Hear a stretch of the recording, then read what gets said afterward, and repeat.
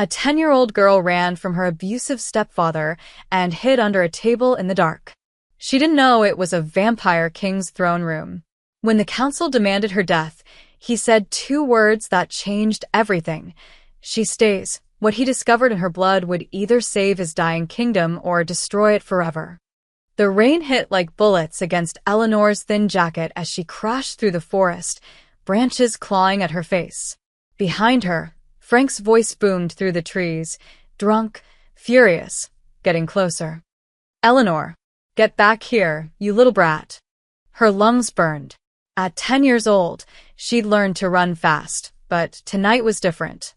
Tonight, Frank had smashed her mother's picture frame and raised his belt with a look in his eyes that said he wouldn't stop until something broke. Maybe her arm. Maybe worse. Thunder cracked overhead as her foot caught a root. She went down hard, palms scraping across wet stones. The silver locket around her neck, the last thing Mom gave her before the cancer took her, swung free from her shirt. Eleanor pressed it to her chest and scrambled forward on her knees. That's when she saw it. A crack in the hillside, half hidden by hanging moss. Not a cave exactly, but an opening that breathed cold air like an open mouth. Frank's boots splashed closer, maybe 50 yards back. She didn't think. She dove through the gap. The passage swallowed her whole. Eleanor slid down smooth stone that felt wrong. Too perfect, too carved, spiraling deeper into earth that smelled like old metal and candle wax. She clawed at the walls, but gravity won. The tunnel spat her out onto cold marble floor with a thud that knocked the wind from her chest. Gasping, she looked up and forgot how to breathe. She was in a throne room torn from a nightmare.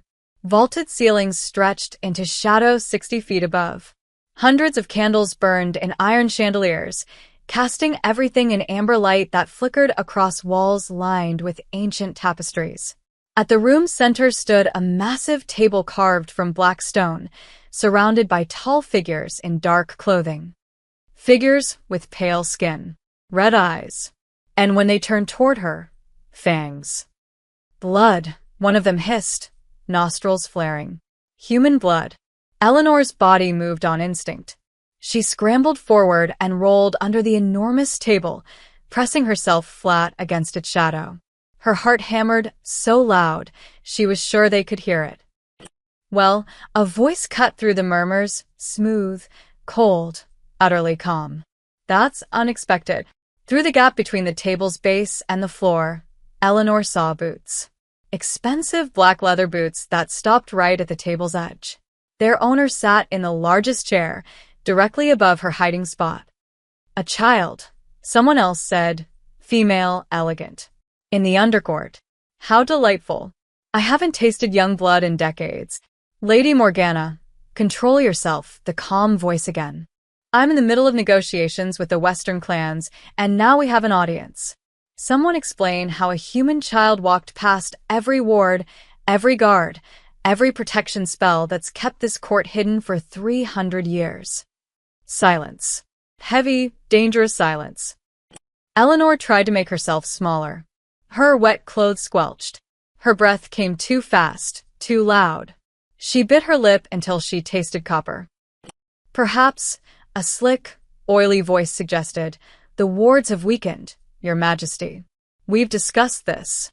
The kingdom requires fresh blood to maintain the barriers. This child could serve." "Lord Varen," the calm voice turned sharp as a knife. "If you suggest what I think you're suggesting, I'll remove your tongue and mount it in the portrait gallery." Eleanor peeked through the shadows at the boots above her. The man wearing them shifted, leaning forward. She caught a glimpse of a pale hand, long fingers drumming once on the table surface. "Whoever you are under my table," he said, speaking directly to her now, "you have exactly 10 seconds to come out, or I'll have you dragged out. And trust me, you want to walk on your own feet." She didn't move. Couldn't. 10, 9. 8-inch. Frank's face flashed through her mind. Red, twisted with rage. Then Mom's smile, soft and sad. "Be brave, baby girl. Even when you're scared." 3, 2. Please don't send me back, Eleanor's voice cracked, but she forced the words out. Please. I'll do anything. Just don't send me back to him. The counting stopped. Another silence fell, different from before. Surprised. Come out, the man said, softer now. No one will hurt you. You have my word. Cale, you can't be serious. I said, his tone frosted the air. No one will hurt her. Eleanor's hands shook as she crawled from under the table. The throne room pressed down on her from all sides, too big, too bright, too full of monsters. But she stood up, knees wobbling, and looked at the man in the largest chair. He was younger than she expected. Maybe 30, with black hair swept back from a face carved from marble, beautiful in a way that hurt to look at, like staring at lightning. His eyes glowed dark red in the candlelight, and when they fixed on her, she felt pinned like a butterfly. What's your name? He asked. Eleanor Hayes, sir. She gripped her locket. I'm from Ashford. That's about, I don't know how far. I ran for a long time. And who exactly are you running from? My stepdad. Frank Grady. She swallowed hard. He hurts me. Tonight, he was worse than usual. I thought he might. I was scared he'd. She couldn't finish. Tears burned behind her eyes, but she refused to cry in front of these creatures. King Cale, because that's what they'd called him, studied her with an expression she couldn't read. Then he glanced at an older woman standing beside his chair. She wore gray robes and carried herself like a scholar. Mira. Test her blood. The woman approached with a silver needle. Eleanor flinched, but held still as Mira pricked her finger. A single drop of blood welled up, bright red against pale skin. Mira caught it on a glass slide and held it toward the candlelight. Then she gasped. Impossible, she whispered. Your Majesty, this child, there are traces of. Say it clearly, Mira. The old woman's hands trembled. She carries royal vampire lineage. The Dawn blood. The line we believed extinct. The throne room erupted. Kill her. Lord Varen shouted, shooting to his feet. A tainted hybrid cannot be allowed to live. The law is clear. The law is ancient, another voice argued. She's an abomination. She's a child. Eleanor stumbled backward as nobles surged forward, some reaching for her, others drawing weapons. The world tilted sideways. This wasn't real. Vampires weren't real. She was dreaming, had to be dreaming. Enough. Cale's voice cracked like thunder. Every vampire in the room froze. The king stood slowly, towering over them all, and the temperature dropped 10 degrees. Until I understand what this child is and why she's here, he said quietly, she stays under my protection. Anyone who touches her answers to me personally. Are we understood? No one spoke. Cale looked down at Eleanor, and for just a moment, something almost human flickered across his face. Curiosity. Maybe even concern. You're safe now, he said. No one's sending you back to anyone. Eleanor wanted to believe him, wanted to feel relieved. But as she looked around at the pale faces watching her with hunger, hatred, and fear, she realized something terrible. She'd escaped one monster's house and fallen straight into a kingdom of them. The castle room they gave Eleanor had probably once been beautiful. High ceilings, stone walls carved with roses, a 4-poster bed big enough for 5 people. But the windows were barred with iron, and a guard stood outside her door. She wasn't a guest. She was a prisoner with nice furniture. She sat on the edge of the bed, still wearing her damp clothes, and stared at nothing. 3 hours ago, she'd been running from Frank. Now she was trapped underground with vampires who wanted her dead. Some trade-off. The door opened without knocking. King Cale entered, alone this time, carrying a tray with bread, cheese, and a glass of water. He set it on the table by the window and studied her with those unsettling red eyes. You should eat, he said. I'm not hungry, a lie. Her stomach was eating itself. Eat anyway. I need you alive and healthy while we figure out what you are. I'm just a kid from Ashford. Eleanor pulled her knees to her chest. There's nothing to figure out. Cale moved closer, graceful as a cat, and crouched, so they were eye level. Up close, she could see he didn't breathe like normal people. His chest barely moved, like breathing was optional. That woman, Mira, she's been my court physician for 2 centuries. She doesn't make mistakes. His voice was measured, careful. Your blood carries genetic markers from the royal line. Specifically, from a vampire queen named Seraphine who died 300 years ago. That's impossible unless… Unless what? Unless Seraphine had human descendants we didn't know about. He tilted his head, studying her like a puzzle. Tell me about your mother. Eleanor's hand went to her locket. She died when I was 8. Cancer. She was just normal. She worked at the diner, read me stories, loved sunflowers. Her voice cracked. She wasn't a vampire. But her parents? Her grandparents? I don't know. Mom never talked about her family. She said they were gone, that it was just us. Eleanor wiped her eyes roughly. Why does it matter? Cale stood, pacing to the window. Because if you're Seraphine's descendant, you're not just some random child. You're a living connection to the most powerful vampire queen in our history. And that makes you either incredibly valuable or incredibly dangerous. I don't feel dangerous. Neither did Seraphine, until she ended a civil war by burning half the kingdom. He turned back to her, expression unreadable. Tomorrow, the council will demand your execution.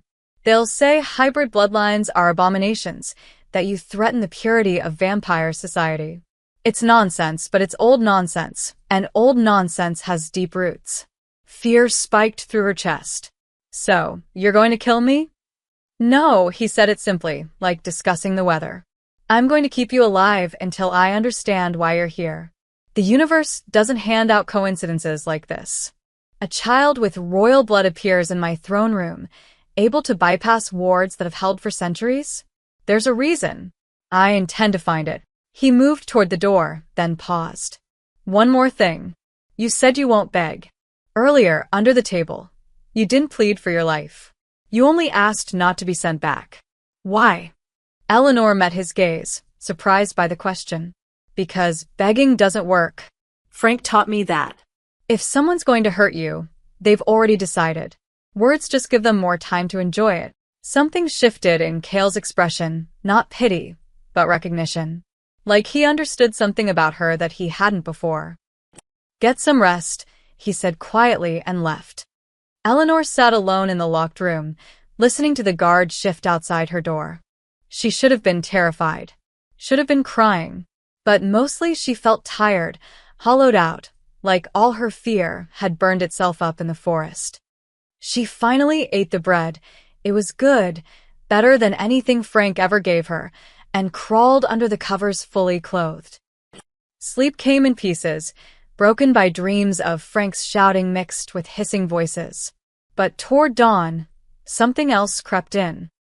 A woman in silver armor stood before a burning throne, her face beautiful and sad. Long dark hair, eyes that shifted between red and brown. She reached toward Eleanor, mouth moving, but no sound came out. Find them, the woman seemed to say. Find what they buried. Then she was consumed by flames, and Eleanor woke up gasping. Gray light filtered through the barred windows. Morning. She'd survived the night. Mira arrived with breakfast, more bread, some fruit, and tea that smelled like cinnamon. The old vampire moved carefully, treating Eleanor like fragile glass. How are you feeling, child? Like a lab rat, Eleanor picked at the fruit. Everyone keeps staring at me like I'm going to explode. Can you blame them? You're the first hybrid anyone's seen in living memory. Mira set down a leather bag and pulled out medical instruments. I need another blood sample. The king's orders. Eleanor held out her finger. The needle prick hurt less this time. But when Mira squeezed the cut to get more blood, something impossible happened. The drop that fell onto Myra's hand, where she'd cut herself earlier on broken glass, sank into the wound. The skin knit together instantly, perfectly, leaving no scar. Both of them stared. Did you? Myra's voice shook. Did you see? Your cut. It healed. Eleanor looked at her own finger, where blood still welled. My blood healed you. Mira stumbled backward, eyes wide with something between wonder and terror. Impossible. Vampire blood can't be healed by human blood. It doesn't work that way. Nothing works that way. But I'm not just human, right? Eleanor pressed her thumb over the cut, stopping the bleeding. You said I have vampire blood too. Maybe that changes things. Mira grabbed the door, yanking it open. Guards. Get the king. Now. Within minutes, Cale swept into the room, half the council trailing behind him. Lord Varen pushed to the front, his oily smile sharper than before. Show him, Mira demanded. With shaking hands, Eleanor pricked her finger again. She let a drop fall onto a shallow cut on Myra's arm. The wound closed like it had never existed. The room went dead silent. Dawn blood, someone whispered. The legends were true. Cale stared at Eleanor's finger, then at Myra's healed arm. His expression remained carefully neutral, but his hands clenched at his sides. Everyone out, he said softly. Now. The council filed out, whispering furiously.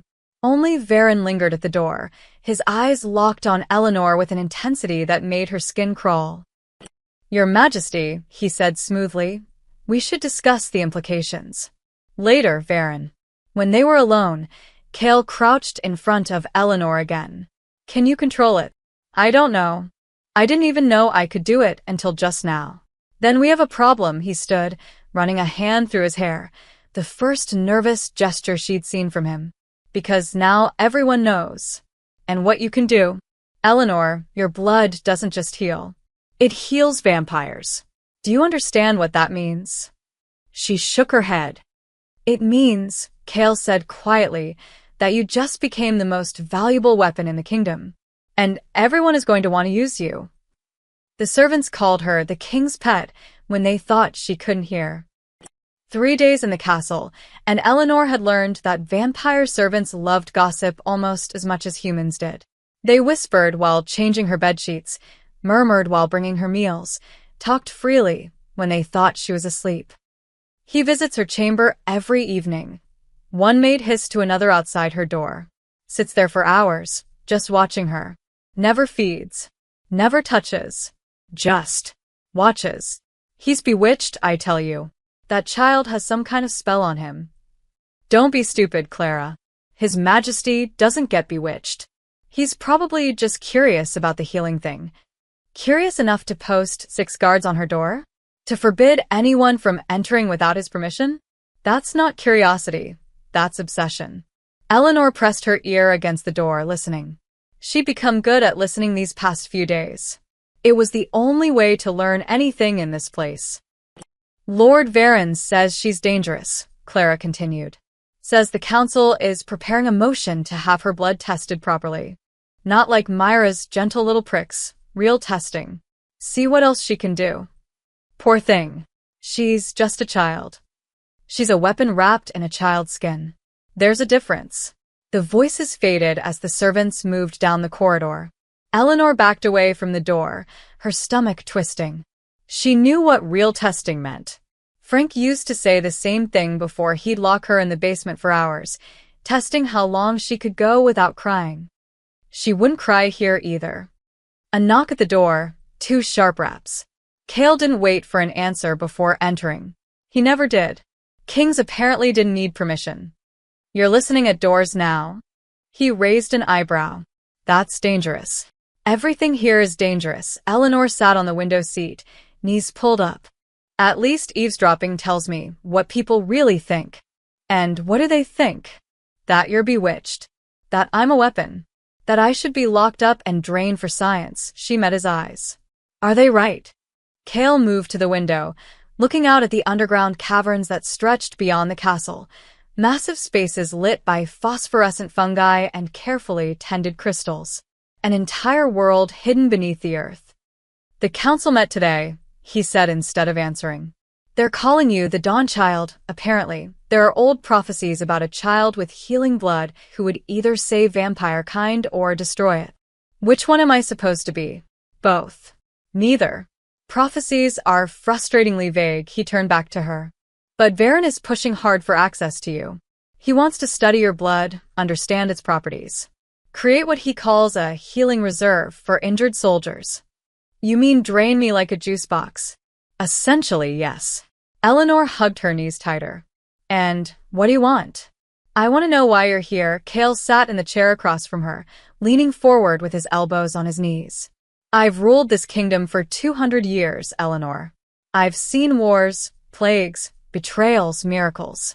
Nothing happens in my throne room by accident. So, why did you fall through those wards? Why now? Why you? Maybe there is no reason. Maybe I just got lucky. You call this lucky? He almost smiled, but it didn't reach his eyes.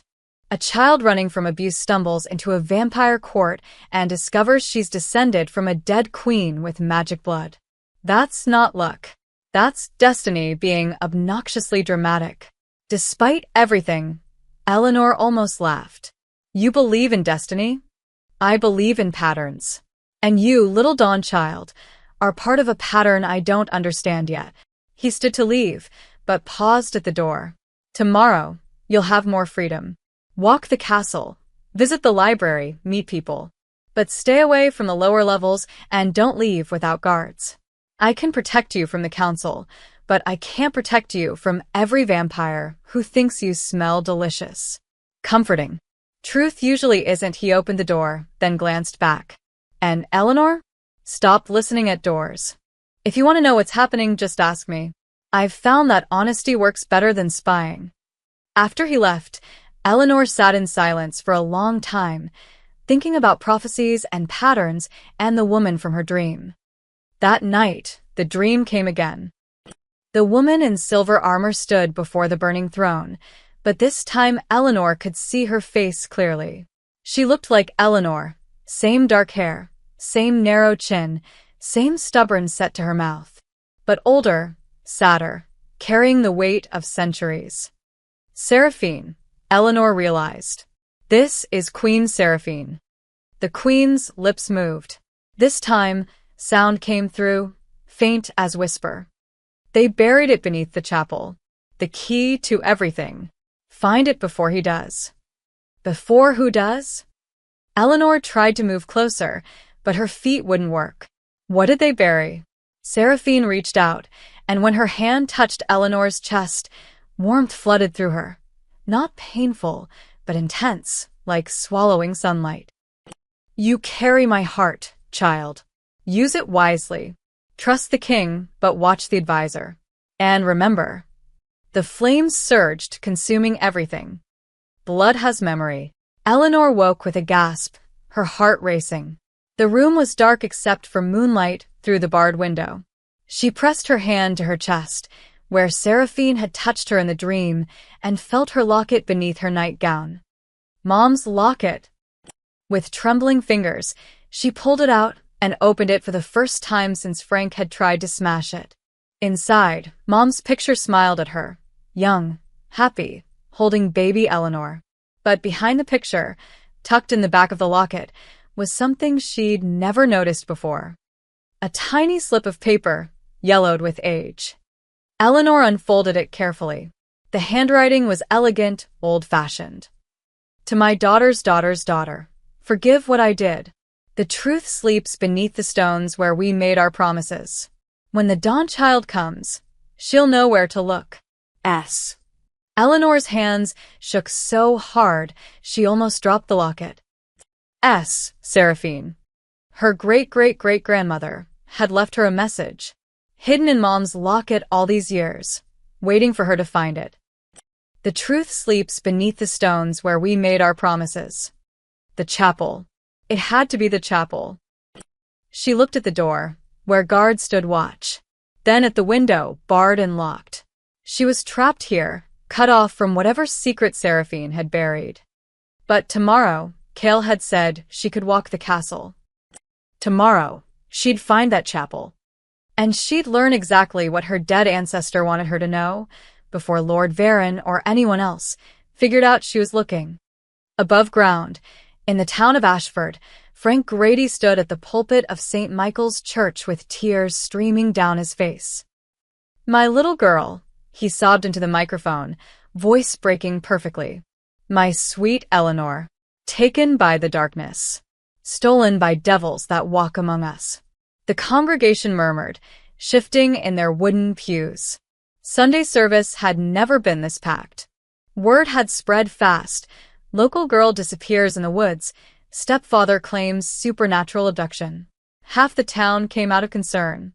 The other half came for the show. Frank dabbed his eyes with a handkerchief, playing it up. He'd practiced this speech in the mirror for 3 days, getting every pause, every crack in his voice just right. "I know what you're thinking," he continued, raising his hands. Frank's lost his mind.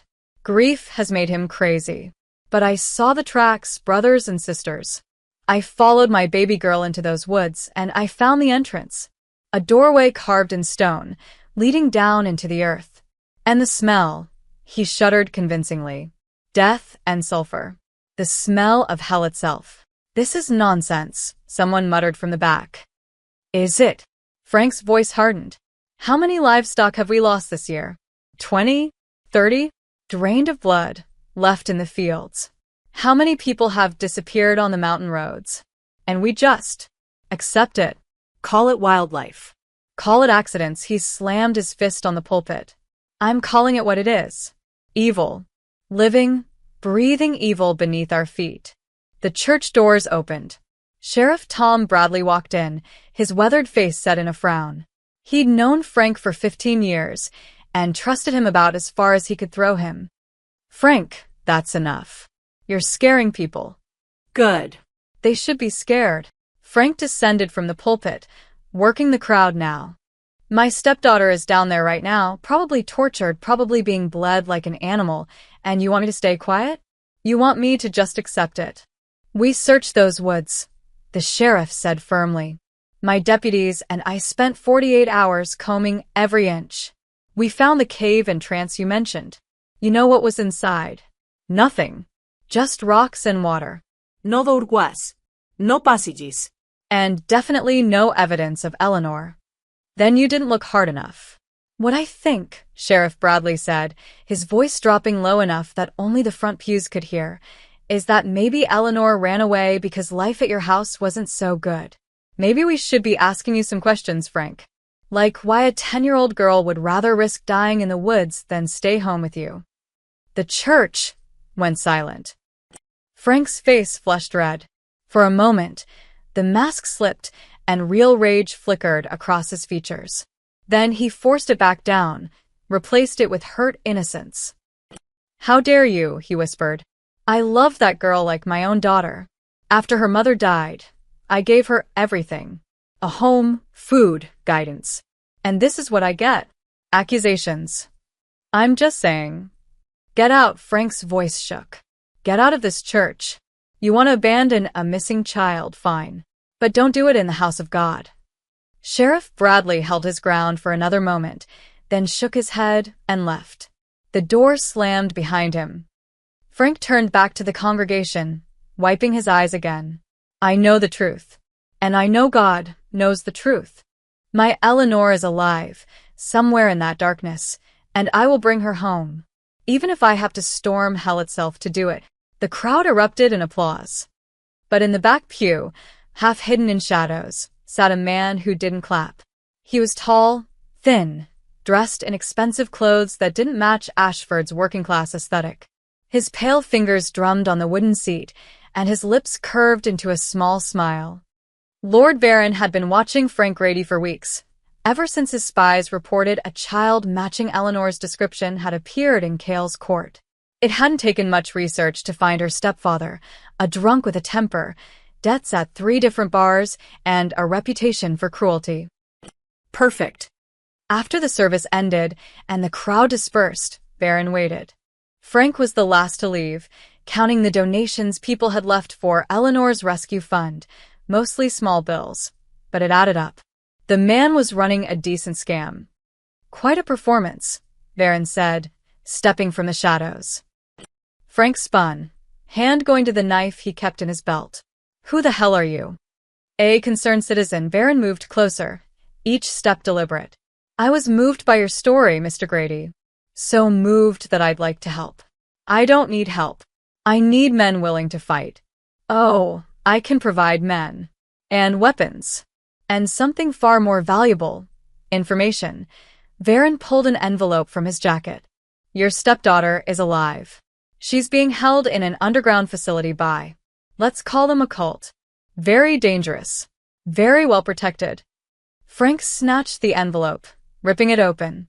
Inside were photos, blurry, taken from a distance, but clearly showing Eleanor walking through a stone corridor with guards. Where is this? Frank demanded.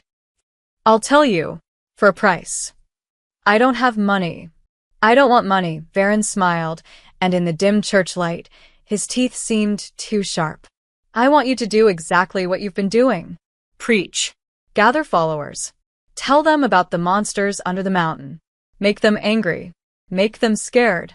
And when the time is right, I'll tell you exactly where to find your stepdaughter. Frank studied the stranger, suspicion warring with greed. Why? What do you get out of this? Let's just say the people holding Eleanor have something I want.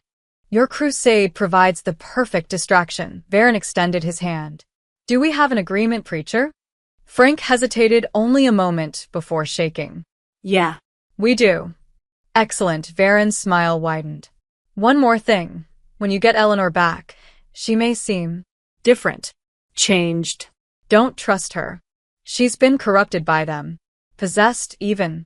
Whatever she says, whatever she claims, remember that she's not your little girl anymore. She's become one of them. One of what? You called them devils. You're not wrong. Varen moved toward the door, then paused. Oh, and Mr. Grady? When this is over, when we've rescued your stepdaughter and destroyed the cult, there will be a substantial reward.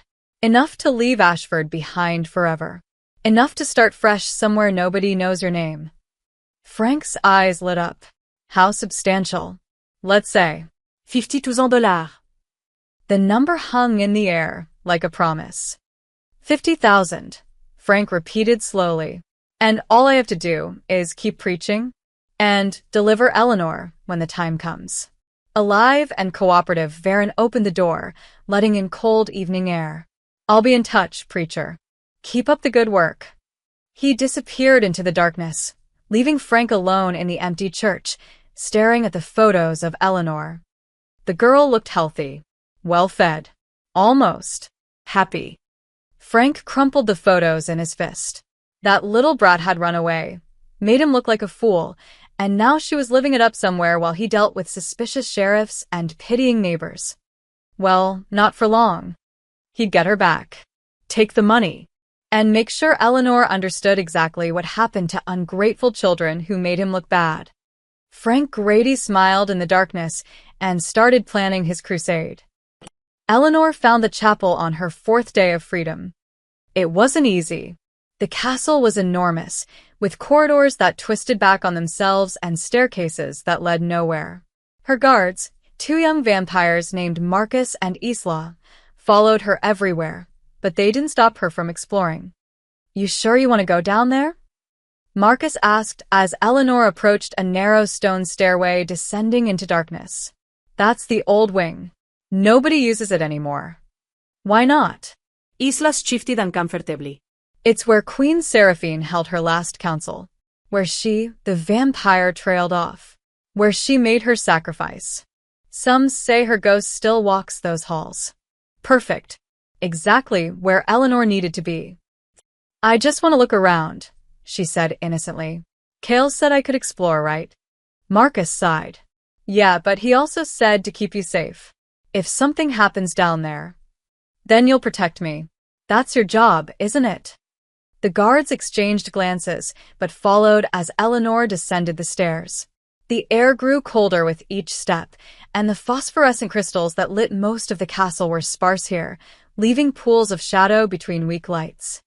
At the bottom, a long corridor stretched into darkness. Doors lined both sides, most of them sealed with rust and age.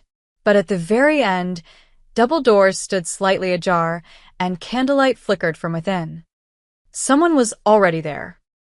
Eleanor crept forward, her guards flanking her. Through the gap in the doors, she could see a small chapel, beautiful despite its decay. Stained glass windows showed scenes of vampires and humans living together, of a woman in silver armor leading them. Stone pews faced an altar carved with roses. And kneeling at that altar, head bowed, was Cale. Eleanor had never seen him like this. Vulnerable. Lost.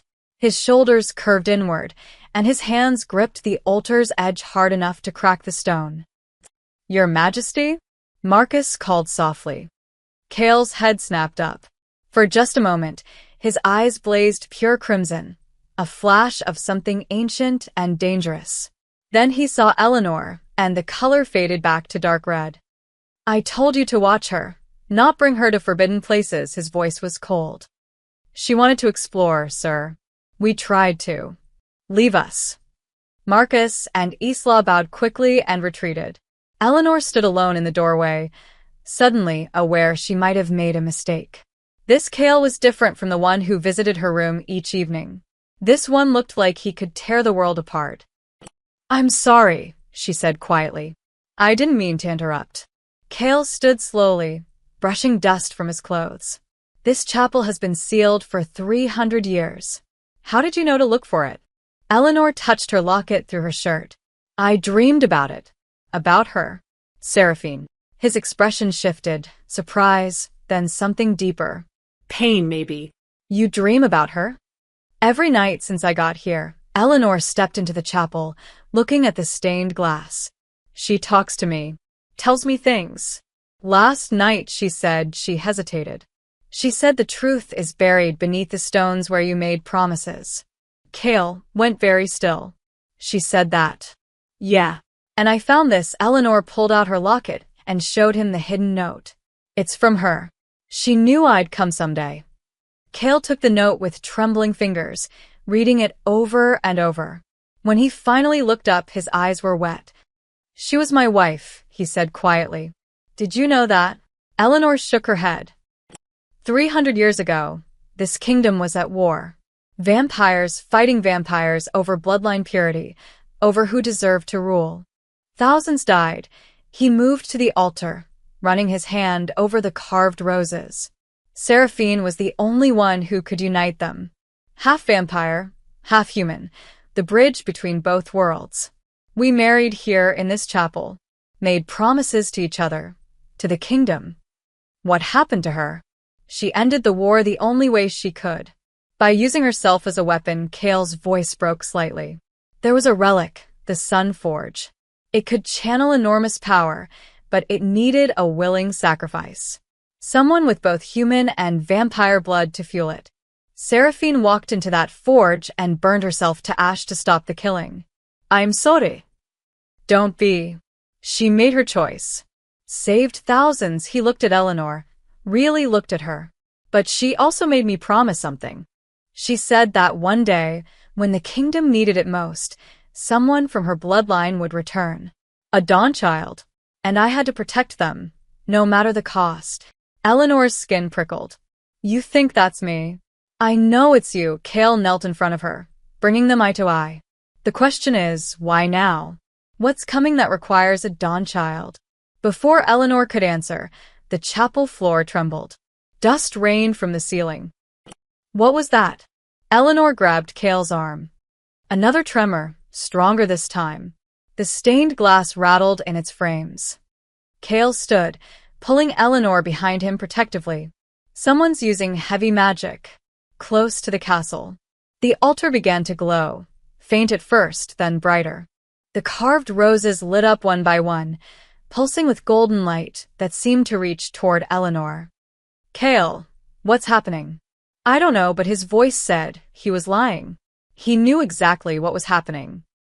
The stone beneath the altar cracked.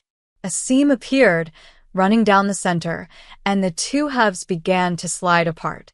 Beneath them, stairs descended into absolute darkness, but from that darkness came warmth. Sunlight warmth. "Beneath the stones where we made promises," Eleanor whispered. She meant here, under the altar.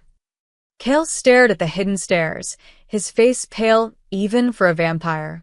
Seraphine sealed this herself. With her blood.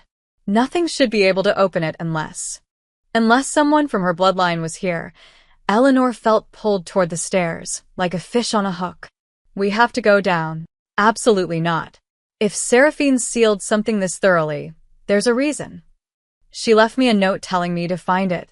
300 years ago. Things change. Whatever's down there. A scream echoed through the castle. Hi. Agonized. Definitely vampire. Then another. And another. Kale's head whipped toward the chapel doors. The guards. Something's attacking the upper levels. More screams. The clash of steel. The sound of stone breaking. Marcus burst through the doors, his face bloody. Your Majesty, we're under attack. Humans, dozens of them, they broke through the eastern wards with some kind of weapon. Lord Varen led them straight to the throne room. Kale's eyes blazed crimson. Varen did what? He's betrayed us, sir. He's working with the humans. They're killing everyone who resists and... Marcus's eyes found Eleanor. And they're asking for the Dawnchild. They want her alive. Eleanor's blood ran cold. Frank, he found me. Kale grabbed her shoulders. Listen to me carefully. Take those stairs. Go down into whatever Seraphine hid. Lock yourself in if you can. I'll handle Varen and your stepfather. But... Now, Eleanor. Another explosion rocked the castle. Closer this time. Eleanor looked at the dark stairs, then at Kale's desperate face, and made her choice. She ran down into the darkness beneath the chapel, leaving the screaming and chaos behind. And as she descended, she heard Seraphine's voice one more time, clear as day. Welcome home, granddaughter. Now, let me show you what they're really after. The stairs went down forever. Eleanor's legs burned and her lungs screamed, but she kept running. Behind her, the sounds of battle faded, screams and crashes replaced by heavy silence. The stairs curved in a tight spiral, lit by veins of golden crystal that pulsed like a heartbeat. Finally, the stairs ended at a round chamber. The room was small, almost cozy, with curved walls covered in Seraphine's handwriting, thousands of words carved directly into the stone. A single pedestal stood in the center, topped with a silver bowl filled with dark, dried blood. Okay, Eleanor whispered to herself. Now what? Her locket grew warm against her chest. Without thinking, she pulled it off and held it over the bowl. The metal vibrated in her hand, and suddenly she knew what to do. She needed to add her blood to Seraphine's. Using a sharp piece of crystal from the floor, Eleanor pricked her finger. She was getting way too used to doing this, and let 3 drops fall into the ancient blood. The room exploded with light. The dried blood liquefied and began to glow, rising from the bowl in streams of golden smoke. The smoke swirled around Eleanor, warm and comforting, smelling like her mother's perfume and summer mornings. Then Seraphine stood before her. Not a ghost exactly, more like a projection, a memory made of light. The queen looked exactly like she had in Eleanor's dreams, beautiful and sad and strong. Hello, little one, Seraphine said, her voice echoing. I wish we could have met in better circumstances.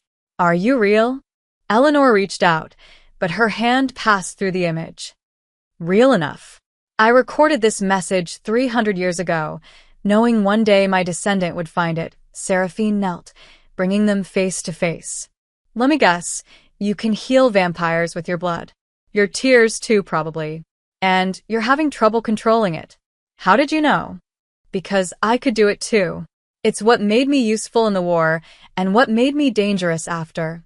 The queen's expression darkened. Eleanor, that's your name, yes? I saw it in the blood memory. You need to understand what you are. We're not hybrids. We're something older. Something that existed before the split between human and vampire. I don't understand.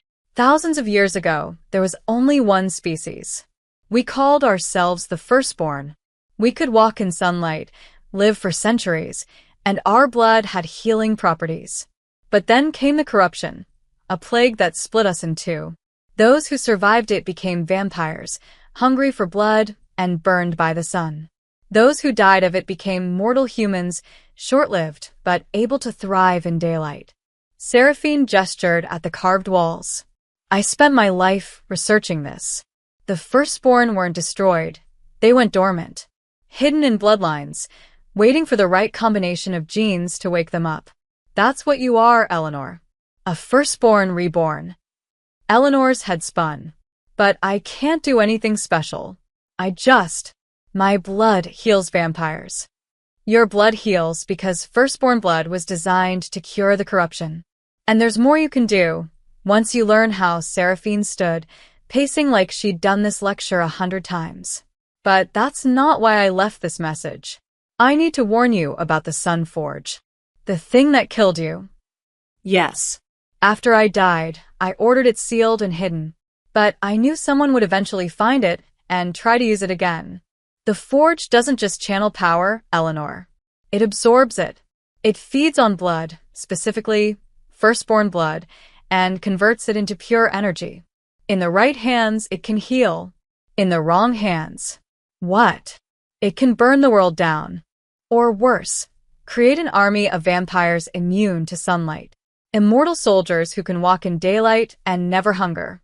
The Sunborn Legion. A chill ran down Eleanor's spine. Lord Varen. He wanted to study my blood. He talked about creating something. Then he knows about the forge. And if he has access to you and the forge together, he'll use both. Seraphine's image flickered. I don't have much time. The blood memory is fading. Listen carefully. The forge was hidden in the old cathedral ruins, 5 miles north of here. Whoever has it now is already planning to use you to activate it. Frank, Eleanor whispered. My stepfather. Varen must have made a deal with him. Then run. Hide. Don't let them. An explosion shook the chamber. Dust rained from the ceiling, and Seraphine's image fractured like broken glass. No. Wait. How do I stop them? You can't. Seraphine's voice was fading. The forge can only be destroyed from within, and only by. The image shattered completely. The golden light died, leaving Eleanor alone in darkness. Footsteps echoed down the stairs. Many footsteps. Heavy boots and weapons clanking. She went down here. I saw her. Frank's voice. Frank was coming. Eleanor looked around frantically. No other exits. No weapons. Just her, Seraphine's carved walls, and the empty bowl. The footsteps got louder. Voices arguing. Told you to wait for my signal, you fool. That was Varen, angry and sharp. I'm not waiting anymore. That's my stepdaughter, and I'm bringing her back. She's not your anything. She's a tool, and you're too stupid to use her properly. I'll show you, stupid you. They appeared at the bottom of the stairs, Frank first, holding a torch and a shotgun, his face red with rage. Behind him came Varen, elegant and cold. And behind them, at least a dozen men in tactical gear, armed with crossbows and nets. Hunters. Frank had brought vampire hunters. Eleanor backed against the wall as Frank raised a shotgun. There you are, you little brat. Do you have any idea how much trouble you've caused me? Frank, please. Don't Frank me. You ran away. Made me look like a fool in front of the whole town. Sheriff Bradley thinks I'm some kind of monster because of you. You are a monster, Eleanor said quietly. You hurt me. Every day. I was scared you'd kill me. Kill you? I gave you a home. Fed you. And this is how you repay me? By running to actual monsters. Frank stepped closer, and Eleanor could smell the whiskey on his breath. Well, guess what? I found you. And now you're coming home to face the music. Actually, Varen said smoothly, moving between them. She's coming with me. Our arrangement was clear, Mr. Grady. You lead me to the girl, I give you your payment, and you leave. The child stays with me. Frank swung the shotgun toward Varen. Changed my mind. She's my kid. My problem. My solution. Varen didn't even blink. He moved faster than Eleanor could follow. One moment Frank was aiming. The next Varen had his hand around Frank's throat, lifting him off the ground. Let me be crystal clear, preacher, Varen hissed. You are a drunk, violent, pathetic excuse for a human being. The only reason you're still breathing is because I needed someone expendable to start a war. That purpose is served. Your usefulness has expired. He threw Frank across the room. The stepfather crashed into the wall and crumpled, groaning. Varen turned to Eleanor, his smile returning. Now then, little Dawnchild. We have an appointment at the cathedral. The Sun Forge is waiting, and so is your destiny. The hunters moved forward with their nets. Eleanor closed her eyes, reaching desperately for whatever power Seraphine said she had. Nothing happened. She was still just a scared 10-year-old girl, and they were taking her to be drained like a battery. Don't fight, Varen said almost kindly as the nets closed around her. It will only hurt more. And we need you conscious for the ceremony. As they dragged her toward the stairs, Eleanor caught one last glimpse of Frank, bleeding and broken against the wall. Their eyes met. And for the first time in 3 years, Frank looked afraid of her. The cathedral ruins rose from the forest like broken teeth. Eleanor had never seen it before. Most Ashford residents avoided this place. The old church had burned down 50 years ago under mysterious circumstances, and locals whispered about strange lights and screams that still echoed from the stones on moonless nights. Now she knew why.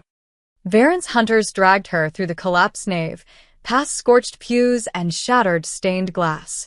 The air tasted like ash and old magic. At the far end, where the altar should have been, a massive hole gaped in the floor, stairs descending into depths that predated the church by centuries. Welcome, Varen said, spreading his arms theatrically, to the birthplace of vampire civilization. Long before Christianity claimed this land, the firstborn built their temples here. And deep beneath the stone, they created the Sun Forge. Why are you doing this? Eleanor struggled against the ropes binding her wrists. Cale trusted you. Cale is a fool clinging to outdated ideals. Varen descended the stairs, and his hunters shoved Eleanor to follow. He actually believes vampires and humans can coexist peacefully. That we should hide in shadows and feed on animal blood like pets. Pathetic. The stairs opened into a vast underground chamber. And there, in the center, stood the Sun Forge. It was beautiful and terrible, a massive ring of gold and silver, covered in intricate carvings, suspended vertically between 2 stone pillars. The metal reflected torchlight in strange ways, as if the forge existed in 2 places at once. Beneath it, channels had been carved into the floor, all leading to a central point directly under the ring. A sacrificial altar. The forge was designed to convert firstborn blood into pure solar energy, Varen explained, running his hand along the metal.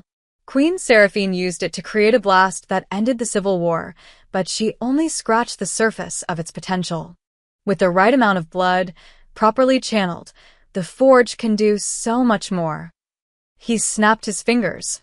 2 hunters dragged forward a vampire soldier, bound and gagged. The soldier's eyes were wild, his skin covered in black veins. Blood madness. The corruption that turned vampires into mindless beasts. This is Sergeant Thorne, Varen said. A loyal soldier who fell to madness last week. Normally, we'd execute him. But today, he serves a greater purpose. Varen grabbed Eleanor's bound hands and sliced her palm with a silver knife. She cried out as blood welled up, hot and bright. No. Stop. But Varen squeezed her hand, letting drops fall onto the mad vampire's face. Where the blood touched, the black veins receded. Color returned to the soldier's skin. His eyes cleared, focusing with recognition and confusion. What? What happened? Thorne gasped. Where am I? You are cured, Varen said softly. Then he drove a stake through Thorne's heart. Eleanor screamed. Relax. He was already dead. Varen wiped the stake clean. But he proved my theory. Your blood doesn't just heal vampire wounds, it cures blood madness. The corruption itself. Do you understand what that means? Eleanor's voice shook. You want to make an army. Not just any army. The Sunborn Legion, vampires cured of their weaknesses. Able to walk in daylight. Immune to madness. Stronger, faster, more powerful than any human military. Varen's eyes gleamed with fanatic intensity. We could conquer the world, Eleanor. Rule openly instead of hiding.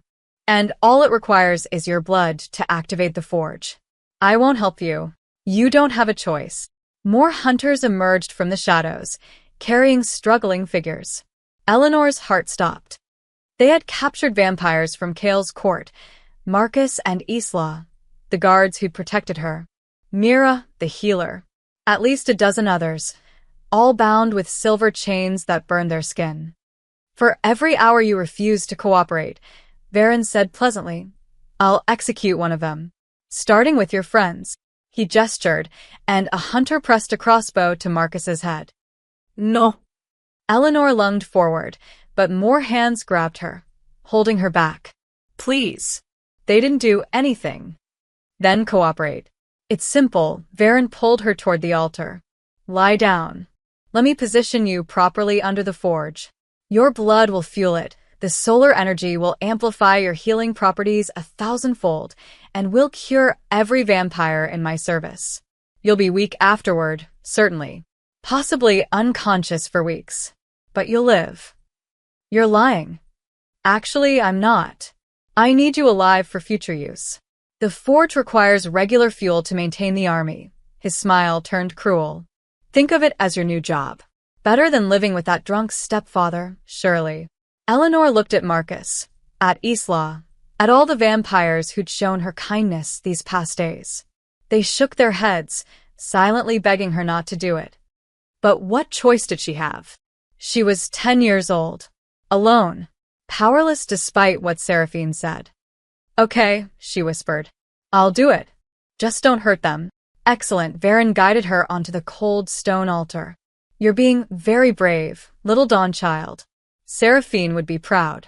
As hunters strapped her down, Eleanor stared up at the golden ring of the sun forge.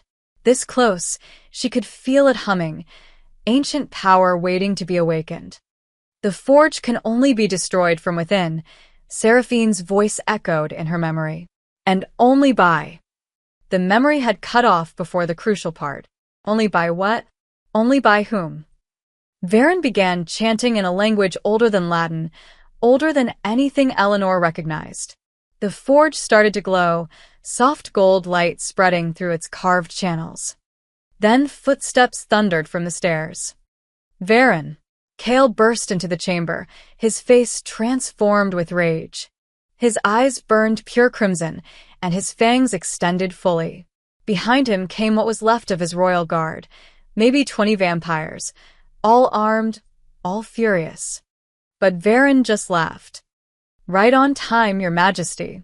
I was hoping you'd see this, he raised his hand, and the forge blazed brighter. Watch as I create something you never had the vision to build. Watch as I make vampire kind truly great. You'll kill her. Probably not. But even if I do, she's just one child, Kale. What's one life compared to the glory of our entire race? Kale launched himself forward, faster than thought, but Varen was ready. He slashed his own palm and threw blood at the forge. The golden light erupted into a wall of energy between them, throwing Kale backward. The forge is mine now, Varen hissed. And so is she. He turned back to Eleanor, knife raised above her chest. This will hurt, he said almost apologetically. But pain builds character. The blade came down. But before it could pierce her skin, something impossible happened. Eleanor's tears, falling freely now from terror and helplessness, hit the altar beneath her. And where they touched stone, golden light erupted. The same light from the forge. The same power as Seraphine's sacrifice. The light shot up into the forge itself, flowing backward through the channels, and suddenly Eleanor understood. She wasn't the fuel. She was the key. And the forge wasn't a weapon. It was a door. The golden ring exploded with radiance, and Eleanor felt herself falling upward, into the light, into something ancient and vast and waiting, into the heart of the Sun Forge itself. And somewhere in that burning brightness, she heard Seraphine's voice complete the sentence. The forge can only be destroyed from within, and only by a firstborn who chooses sacrifice over power. Oh. Well, that complicated things. Eleanor floated in golden light. No pain. No cold stone beneath her back. No ropes cutting her wrists. Just warmth and brightness, and a strange sense of peace. Am I dead? Not yet, Seraphine's voice answered, echoing from everywhere and nowhere. You're inside the forge. In the space between energy and matter. Between life and death. Eleanor looked down, or what felt like down, and saw her body still strapped to the altar far below. Varen stood frozen mid-lunge, his knife inches from her chest. Kale was suspended mid-leap, his face twisted with desperation. Everyone had stopped moving, like someone had pressed pause on the world. Time moves differently here, Seraphine explained. Her image materialized beside Eleanor, translucent but more solid than before. We have maybe 30 seconds in the real world. In here, we have as long as we need. What's happening to me? You activated the forge's true function. Not as a weapon, as a gateway. The Firstborn built this to cure the corruption that split our species. But it requires a willing sacrifice.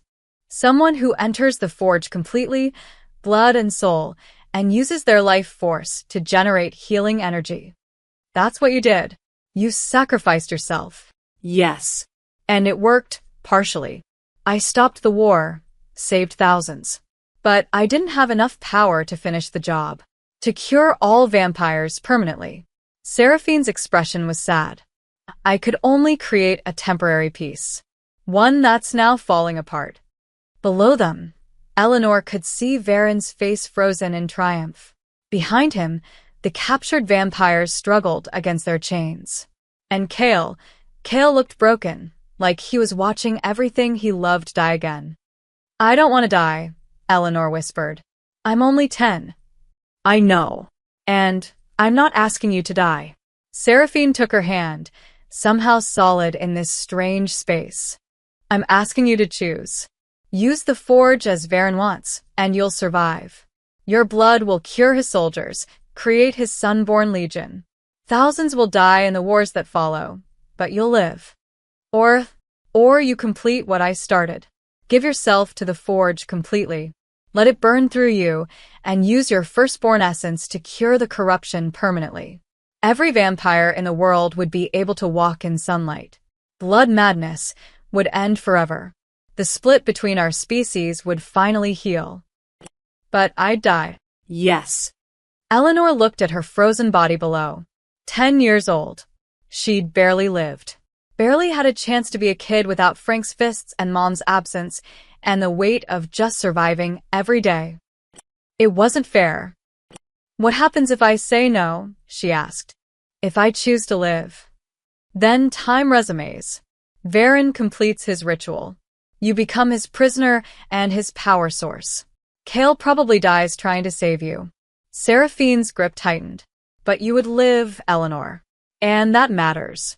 No one, not me, not the Forge, not Destiny, has the right to demand your death. You're a child. You deserve to grow up. Eleanor's throat tightened. Mom used to say that everyone gets to choose their own story. That we're not stuck being what other people make us. Your mother was wise. She also said that the bravest thing is choosing to be kind when the world's been cruel. That breaking the cycle matters more than getting even. Below, she could see Frank now. He'd followed them down, was standing at the chamber's edge. Even frozen, his face showed hatred and greed. He'd never loved her. Never wanted to. She was just a burden he'd inherited and resented. She could let Varen win. Let Frank watch her become a weapon. Let them all suffer the consequences of their choices. Or she could break the cycle. If I do this, Eleanor said slowly, if I sacrifice myself, will it hurt? I won't lie to you. Yes. For a few seconds, it will hurt terribly, like burning from the inside. But then, Then you'll feel what I felt. Pure light, pure purpose, the knowledge that you changed everything. Seraphine smiled sadly. And you won't be alone. I'll be with you. We'll burn together. Eleanor looked at her hands, small, scarred from Frank's abuse, marked with needle pricks from Myra's tests. Hands that had only known hardship. But they could also heal. Could save Marcus and Isla and Mira and all the others. Could end centuries of suffering. 10 years old, and she could change the world. Mom would be so proud. Okay, Eleanor said quietly. I'll do it. Show me how. Seraphine pulled her into a hug, and Eleanor felt tears on her face. Or maybe they were her own. You're so brave, little one. Braver than I ever was. What do I do? Open yourself to the forge completely. Don't fight the burning. Let it consume you, transform you. Your blood will become light. Your tears will become healing. Everything you are will spread across the world and cure the corruption forever. Seraphine released her, and suddenly Eleanor could feel the forge's power. Massive, ancient, hungry. One more thing, Seraphine said. After this, I'll fade completely. The blood memory will be exhausted. But somewhere, in the light, pieces of us will remain. Maybe enough for Kale to feel us watching. To know we're at peace. Tell him I'm sorry. That I wish I could have stayed. Tell him yourself. He'll hear you in the light. Eleanor closed her eyes, or tried to, but there were no eyes to close in this place. She just opened herself to the burning, let the forge's power rush through her like a river of fire. And, oh God, Seraphine was right, it hurt. Her blood boiled. Her skin felt like it was peeling away. Every nerve screamed as the forge consumed her, breaking her down into pure energy. But through the pain, she felt something else. Connection. To every vampire in the world, to the corruption poisoning them, to the centuries of suffering and hunger and madness. And she chose to heal it all. I'm Eleanor Hayes, she thought into the burning. I'm 10 years old. I like sunflowers and rainy days and my mom's lullabies. I've been hurt and scared and alone. But I choose kindness. I choose to break the cycle. I choose to be brave. The forge exploded. Golden light erupted from the chamber, shooting through the cathedral ruins, through the forest, through the earth itself. It spread across Ashford, across America, across oceans and continents. Every vampire in the world stopped mid-motion as warmth flooded through them. The corruption burned away. The hunger quieted. The madness lifted. And for the first time in thousands of years, the split began to heal. Time resumed. Varen staggered backward, his knife clattering to the floor. What did you? The forge was empty. No girl on the altar. Just scorched stone and fading light. And standing in the center of that light, where Eleanor had been, was something new. Something impossible. A dawn. The light was blinding. Kale covered his eyes as golden radiance poured from the forge, washing over everything. He felt it enter his chest like liquid sunlight, warm, gentle, rewriting something fundamental in his blood.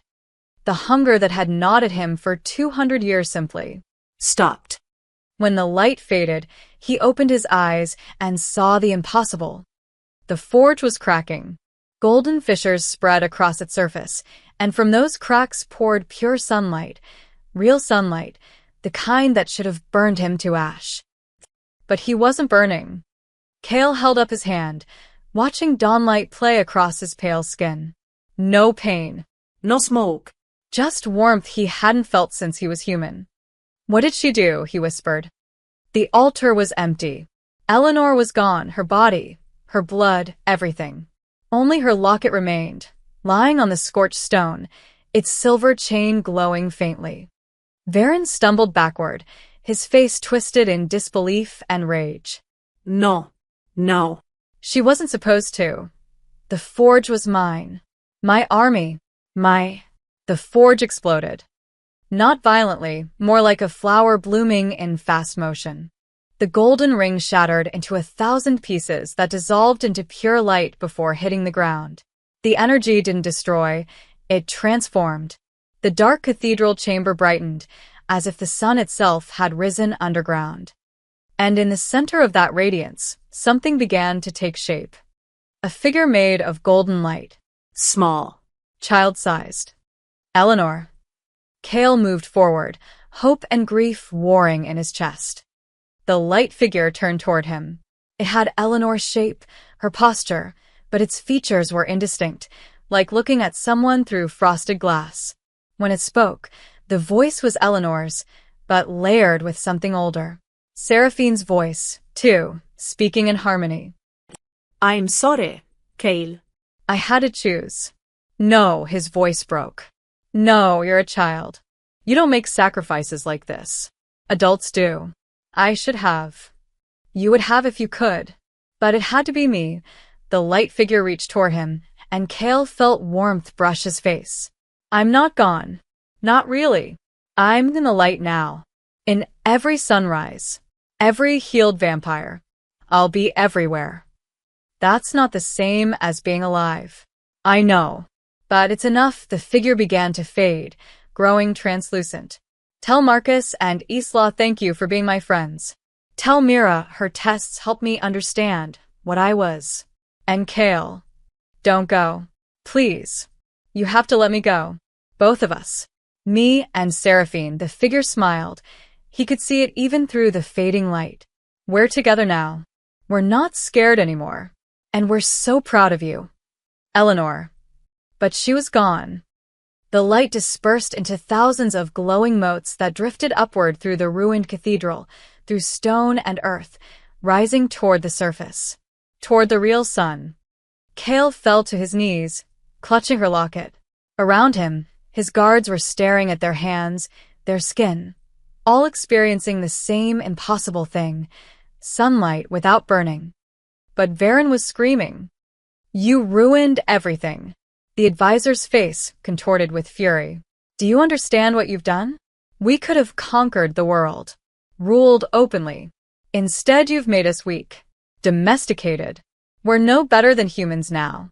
We were always no better than humans, Cale said quietly, standing. That was the point you never understood. You're pathetic. Seraphine made you weak, and that girl finished the job. Varen grabbed a fallen crossbow from one of his hunters. But at least I can still kill you, and take the throne. The Sunborn Legion is gone, but I can rebuild. Create a new order from the ashes of your failure. He fired. The bolt flew straight at Cale's heart, but Marcus threw himself in front of it, taking the shot in his shoulder.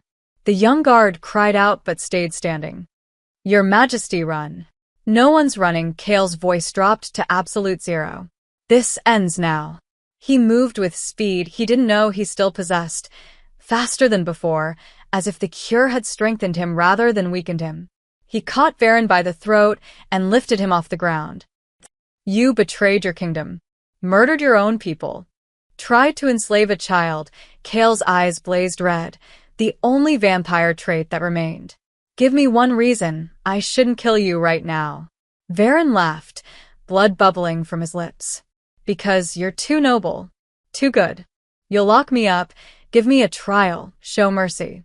It's what Seraphine would want. You're right, Cale's grip tightened. It is what she'd want. What Eleanor would want too. He threw Varen toward his guards. Chain him. Silver and iron. He stands trial before the full council for treason. As they dragged Varen away, still screaming about lost glory, Cale turned to the human hunters who'd followed the advisor. They stood frozen, weapons lowered, staring at the vampires who should be burning in the sunlight streaming through the collapsed cathedral roof. You came here to kill monsters, Cale said. But look at yourselves. Look at what you've done. You followed a fanatic who wanted to create weapons, and in your fear, you became the monsters. One hunter, older, with sergeant stripes on his tactical vest, dropped his crossbow. We just wanted to protect our families. Varen said vampires were killing livestock, taking children. He showed us proof. Fabricated proof. He staged those attacks himself, Kale gestured at the vampires around him. We've lived beneath your feet for centuries, feeding on animals, avoiding contact. We're not your enemies. We're your neighbors. Your protection. And now, thanks to a 10-year-old girl, we can finally be your friends. The sergeant looked at his men, then back at Kale. Slowly, he knelt. What do you want us to do? Go home. Tell the truth about what happened here. Tell them the vampires aren't monsters anymore. If we ever were, Kale's voice softened. Tell them a little girl named Eleanor Hayes saved both our species. And she deserves to be remembered as a hero, not a victim. The hunters filed out, shell-shocked and uncertain. Kale stood alone in the ruined cathedral, holding Eleanor's locket as dawn light streamed through the broken ceiling. Around him, his vampires whispered in awe, touching sunlight for the first time. Then he heard footsteps. Heavy, limping, drunk. Frank Grady emerged from the shadows where he'd been hiding. His face was bruised from where Varen had thrown him, and he reeked of whiskey and fear. Where's my stepdaughter? He slurred. Where's Eleanor? That freak owes me. She made me look bad. Sheriff thinks I'm some kind of... Kale was in front of him instantly, hand wrapped around Frank's throat. That freak, he said softly, just saved the world. While you, her supposed guardian, beat her, neglected her, and sold her to a madman for money. Frank's eyes bulged. I didn't, she's lying, I never. I can smell the lies on you. Taste the guilt, Kale's fangs extended. I could kill you. Drain you dry. No one would question it. You're a drunk, abusive waste of human life. Please. But she wouldn't want that. Eleanor chose mercy even when the world gave her none. Kale released him, and Frank collapsed, gasping. So here's what's going to happen. You're going to leave Ashford. Tonight. Never come back. And you're going to forget you ever had a stepdaughter. Forget? I don't. Kale's eyes glowed crimson. Look at me. Frank's gaze locked onto Kale's, and the vampire's voice dropped into a hypnotic rhythm. You never had a stepdaughter. Sarah died alone. You left Ashford years ago to start over. You remember nothing of a little girl with dark hair and brave eyes. Nothing of this night. Nothing of vampires or forges or light. Nothing, Frank repeated, his voice distant. Now go. Drive until you hit the state line. Start over somewhere far away. And if you ever raise your hand to another child, I will find you. Frank stumbled away, his eyes glazed and empty. Kale watched him go, feeling no satisfaction. Only emptiness. Mira approached, her eyes wet with tears. Your Majesty, what do we do now? Kale looked up at the dawn light streaming through the cathedral ruins. Somewhere in that golden glow, he felt her. Eleanor and Seraphine both, watching, waiting. Now, he said quietly, we honor her sacrifice. We build the world she died to create. He clutched the locket tighter. We be worthy of her gift. The explosion of golden light from the cathedral was visible for miles.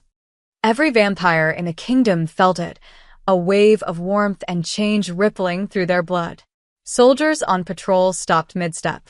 Servants in the castle dropped their trays. Nobles in their estates gasped as centuries-old hunger simply evaporated. And for the first time since the ancient plague, they could feel the sun calling to them. Not as an enemy, but as a welcome home. In the castle throne room, the remaining council members stared in shock as golden light poured through every window, every crack, every opening. Light that should have killed them. Lady Morgana touched a sunbeam hesitantly, then laughed, high and slightly hysterical. It's warm. It's actually warm. But their celebration was cut short by Kale's return.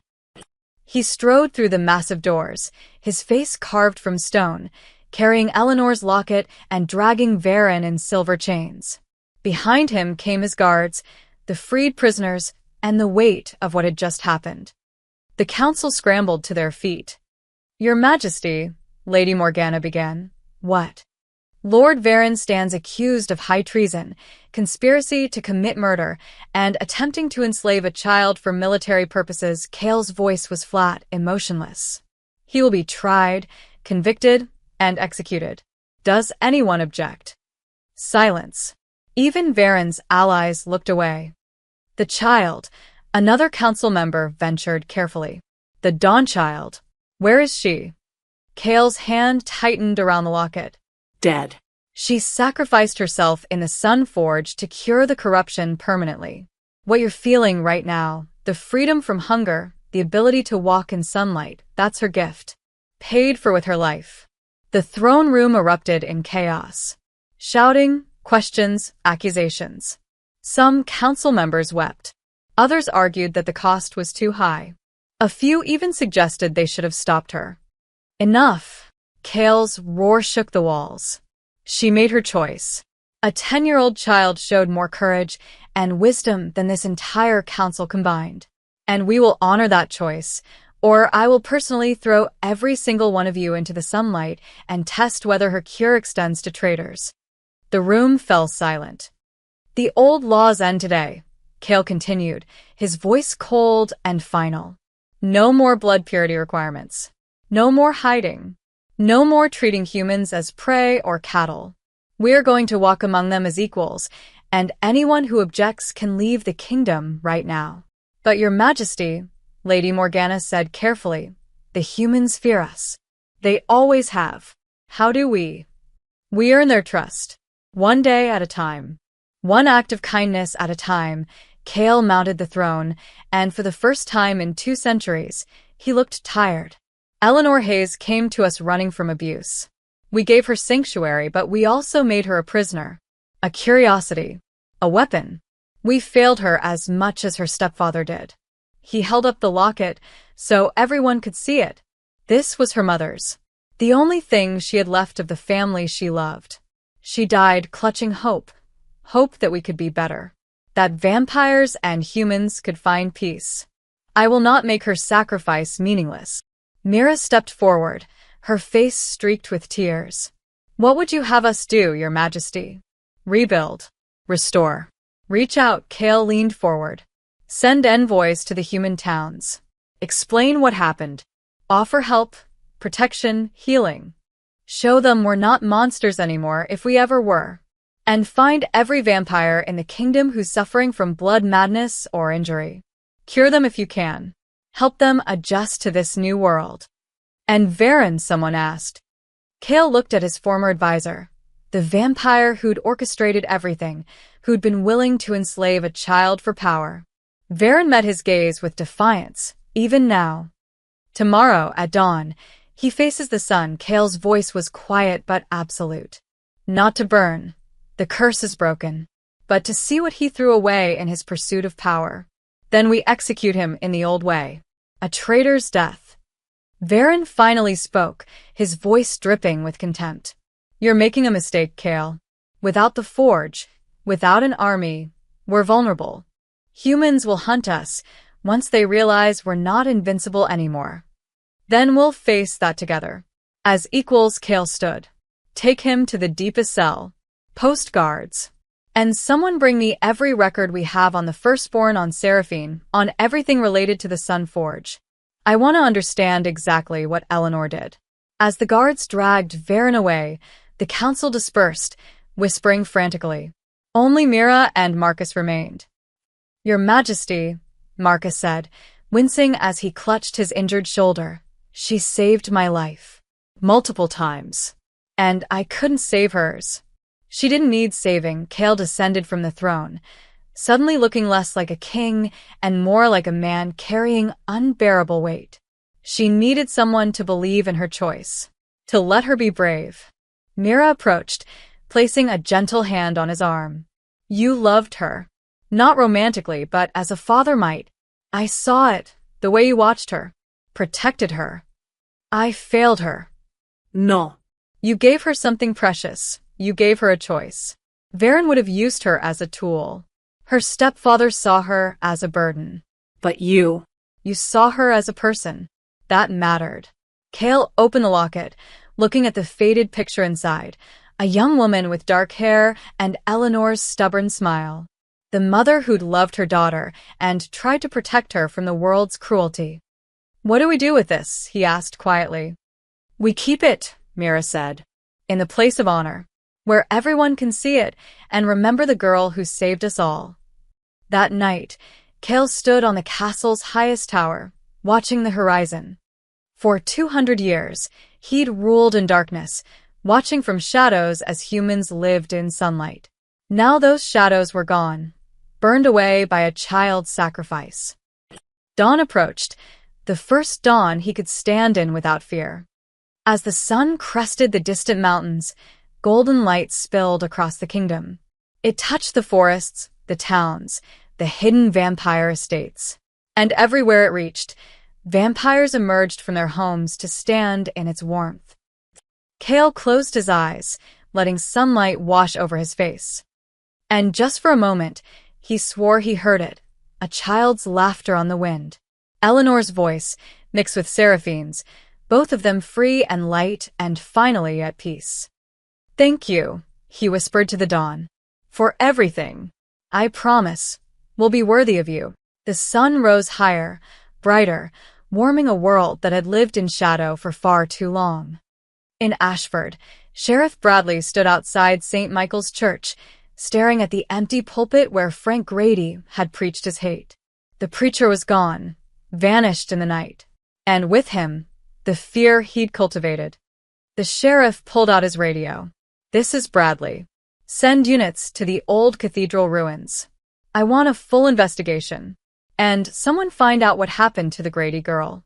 Something tells me this story's bigger than we know." As his deputies mobilized, golden light streamed through the church's stained glass windows, painting everything in shades of amber and hope. Somewhere in that light, a little girl smiled. Her sacrifice had worked. The dawn had finally come. 3 weeks after the forge exploded, Cale stood in the castle's memorial garden, watching workers install a statue. It was life-sized, a 10-year-old girl in a simple dress, her hand extended as if offering something to the world. Her face was kind but determined, carved with meticulous care from white marble that seemed to glow in sunlight. Around her neck, set in gold, was her real locket, the one Cale had carried since that terrible day.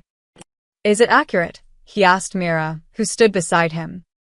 The old healer studied the statue carefully. "The nose is slightly wrong, and her eyes were a bit wider, but she smiled sadly.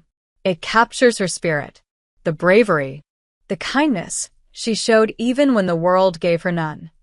Workers placed a bronze plaque at the statue's base.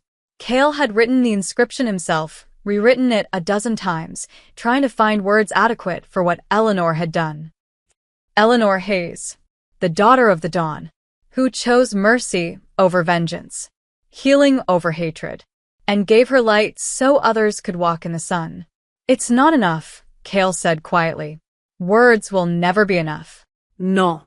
"But it's a start." Mira squeezed his arm. "The council is assembled, Your Majesty. They're waiting for you." Cale took one last look at the statue, at Eleanor's marble face, frozen in eternal youth, and walked to the throne room. The chamber was packed. Every noble in the kingdom had come, along with representatives from the human towns. Sheriff Bradley stood near the front, looking uncomfortable but determined. Beside him, several Ashford residents clutched flowers and candles, a makeshift memorial for a girl they'd barely known. Cale mounted his throne, looking out at the assembled crowd. Vampires and humans, standing together in a room that had once been forbidden to mortals. 3 weeks ago, he began, his voice carrying to every corner, a child stumbled into this throne room, running from abuse. We should have sent her home with protection and resources. Should have arrested her stepfather and given her a safe place among humans who could raise her properly. The crowd shifted uncomfortably. Instead, we kept her, studied her, used her, and when she made the ultimate sacrifice to save us all, we weren't there to stop her. To tell her she was worth more than her blood, more than her power. Cale's voice cracked slightly. We failed Eleanor Hayes. And I, as king, failed her most of all. Sheriff Bradley spoke up. With respect, Your Majesty, from what I've heard, you tried to protect her.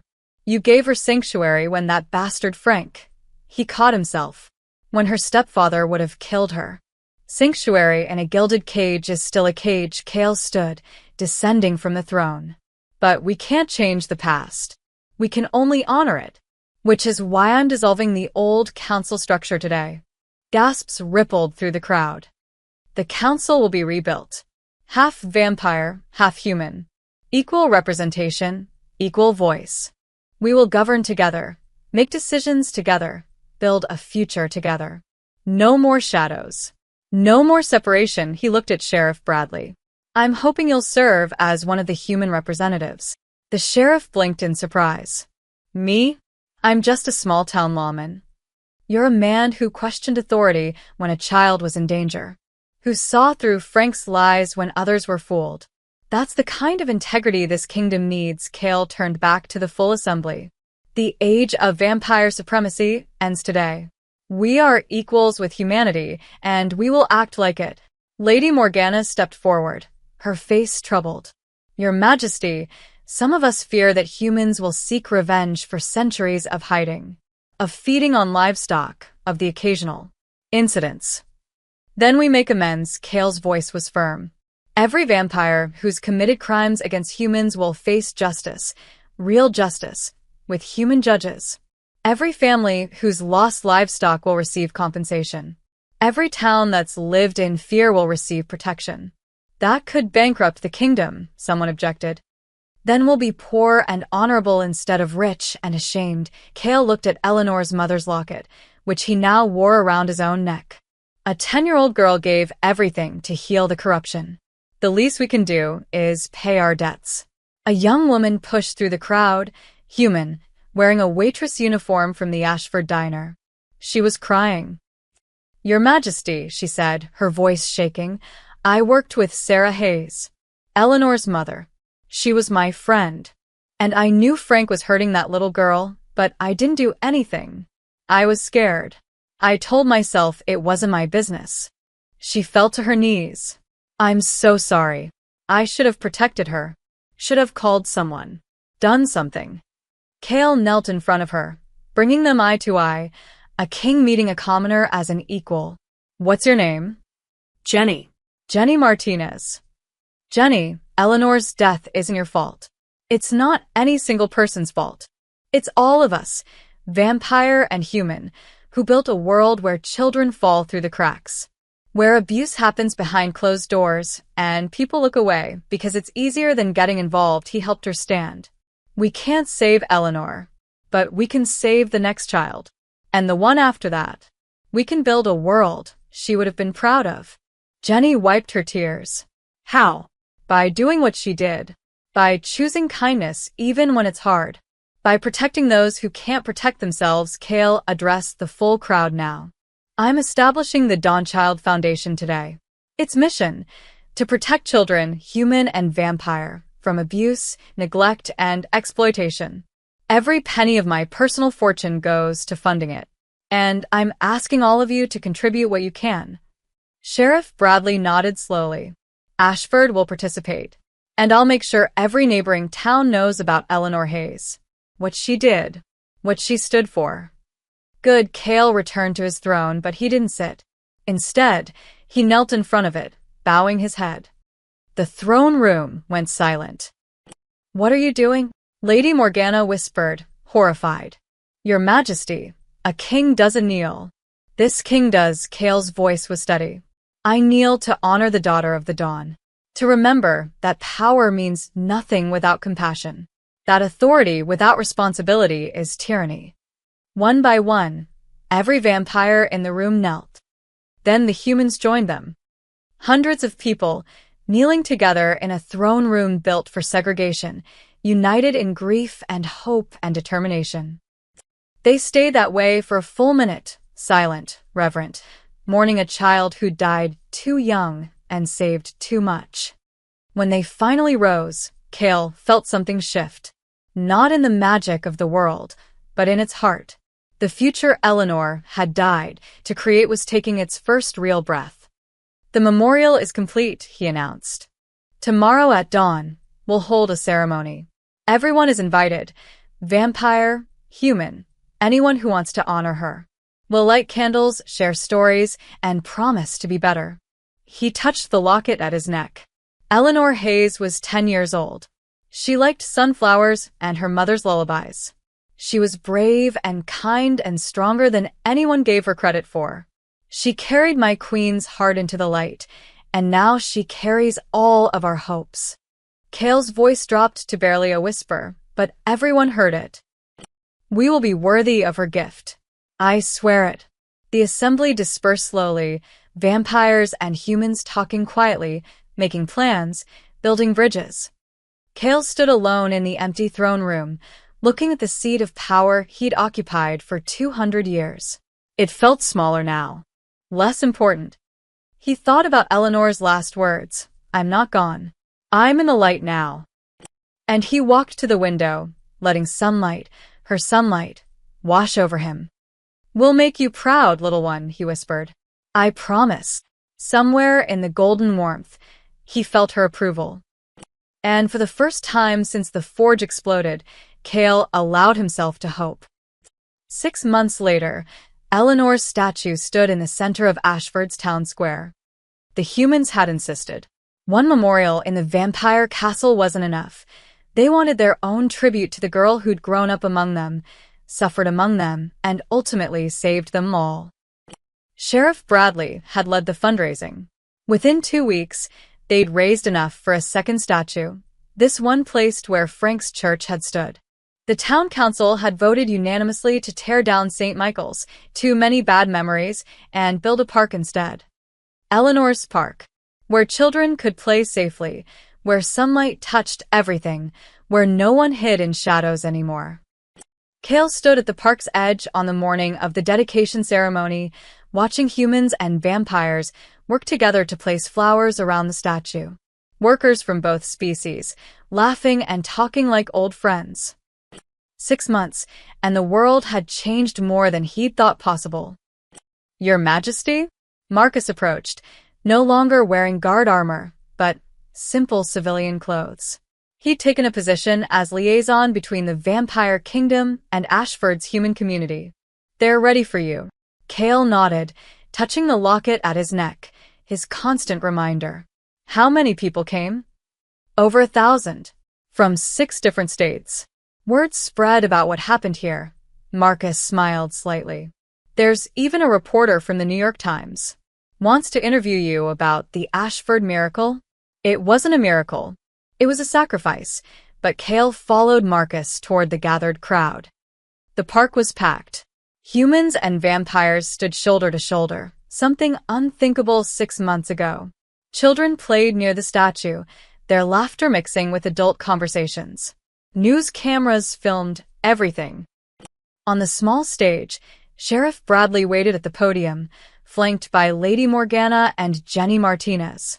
The new council, working together. "Thank you all for coming," Bradley began, his voice amplified by speakers. 6 months ago, this town lived in fear. We didn't understand the darkness beneath our feet. Didn't know that vampires walked among us, hiding, surviving, trying to find their place in a world that had forgotten them. He paused, looking at the statue. Eleanor's marble face, peaceful and kind. And we didn't know that one of our own children was suffering. That behind closed doors, Frank Grady was hurting a little girl who had no one to protect her. Murmurs rippled through the crowd. Frank's name still carried shame here. Eleanor Hayes ran into the woods to escape abuse, Bradley continued. She fell into a world of vampires and magic and ancient curses. She should have died that night. Instead, she became the bridge between our peoples. The light that showed us we're not so different after all. Lady Morgana stepped forward, elegant in the sunlight she'd once feared. In vampire culture, we honor those who sacrifice themselves for the kingdom. We call them Dawnbringers, heroes who give everything so others can live. Eleanor Hayes is the greatest Dawnbringer in our history. She didn't just save vampires. She saved humanity too, from a war we were all walking toward. Jenny spoke next, her voice trembling but strong. I knew Eleanor's mother, Sarah. She was kind, hardworking, and loved her daughter more than anything. When Sarah died, we all failed Eleanor. We saw the bruises, heard the rumors about Frank, but we didn't act. We let her fall through the cracks. She wiped her eyes. We can't bring her back, but we can make sure no other child suffers like she did. That's why I'm proud to announce the Dawn Child Foundation's first initiative, a 24-hour hotline for children in danger. Human or vampire, anyone can call for help. We'll listen. We'll act. We'll protect them the way we should have protected Eleanor. Applause erupted, genuine and heartfelt. Then Cale took the podium, and the crowd quieted. I've ruled the vampire kingdom for 200 years, he said, his voice carrying across the park. I've seen empires rise and fall. I've watched humans and vampires dance around each other, sometimes as allies, more often as enemies. But I never imagined I'd stand here, in daylight, among both our peoples, united in grief and hope. He looked up at Eleanor's statue. This child, this brave, kind, impossible child, showed me something I'd forgotten. That power doesn't make you worthy. Sacrifice does. Kindness does. Choosing to break cycles of hatred instead of perpetuating them. Cale descended from the stage, moving to stand directly in front of the statue. He removed the locket from around his neck, the last piece of Eleanor Hayes that remained. I've carried this for 6 months, he said. Her mother's locket. The only thing she had left of the family she loved. But it doesn't belong around my neck. He opened the locket, showing the faded picture of Sarah Hayes to the crowd. Then he gently placed it in the statue's marble hand, using careful magic to seal it there permanently. Now she carries her mother's love with her always. In the light, where she belongs. The crowd was silent, many crying openly. Cale stepped back and did something he'd never done publicly before. He knelt, bowing his head to the statue of a 10-year-old girl. Thank you, Eleanor Hayes, he said quietly, for seeing what we could be instead of what we were. For choosing hope when you had every reason to choose hatred. For carrying my queen's heart into the light and showing us the way home.